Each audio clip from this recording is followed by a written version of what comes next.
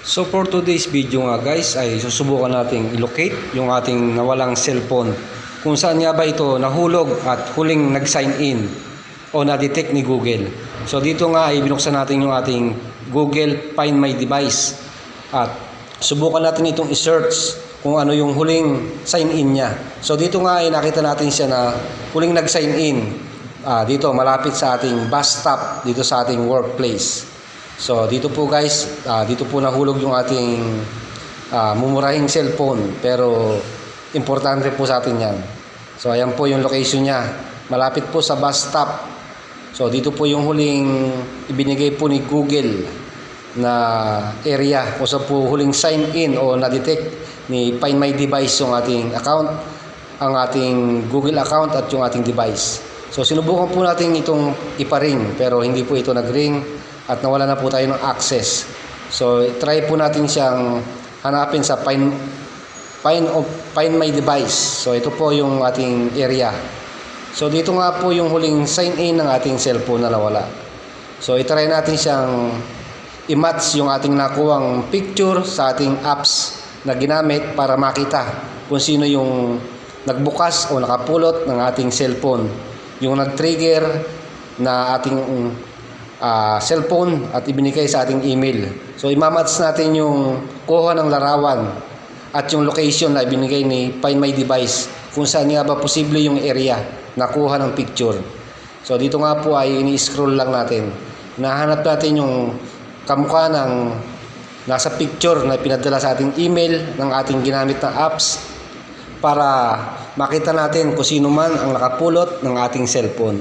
So ito po ay hinahanap natin yung area na match sa pinadala sa ating email ng ating apps. So dito po siya nahulog yung ating cellphone sa area po na yan, sa bus stop na malapit dito sa gilid.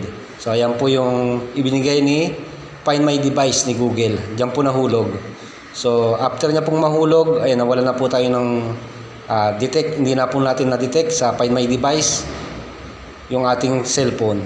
So sinubukan po natin itong hanapin, yung image na pinadala po sa ating email ng ating apps na ginagamit. Kung sino po ang magbukas sa ating cellphone ay automatic po itong magti-trigger at papadala sa ating email address na inilagay.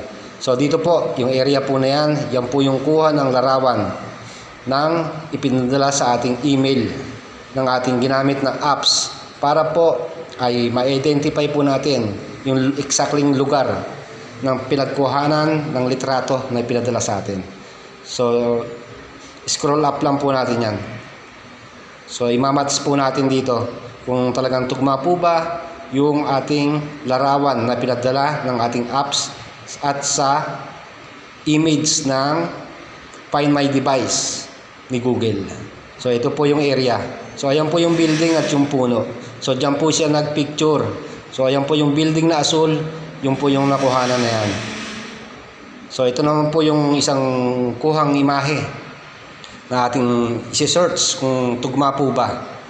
So ito naman po yung mga puno na yan. So hahanapin natin yung ilaw na kamukha ng nasa larawan.